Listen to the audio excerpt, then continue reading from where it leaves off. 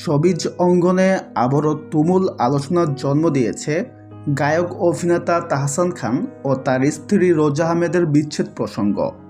একসাথে না থাকার বিষয়টি স্বীকার করার পর থেকেই নতুন নতুন তথ্য সামনে আসছে।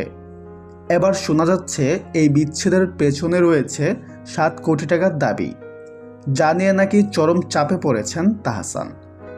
বিভিন্ন সূত্র ও সোশ্যাল মিডিয়ায় ছড়িয়ে পড়া আলোচনায় দাবি করা হচ্ছে, বিচ্ছেদের সমঝোতার অংশ হিসেবে রোজা আহমেদ নাকি তাহসানের কাছে 7 কোটি টাকা দাবি করেছেন।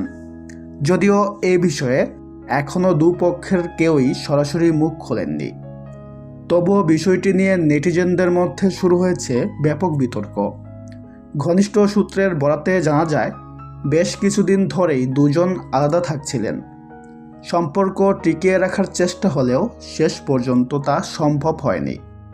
আর এই পরিস্থিতিতেই অর্থনৈতিক সমঝোতার বিষয়টি সামনে আসে বলে আলোচনা চলছে। তো ভিউয়ার্স, এই বিষয়ে আপনার কি মতামত কমেন্টে জানাতে পারেন। সবাই ভালো থাকবেন, ধন্যবাদ।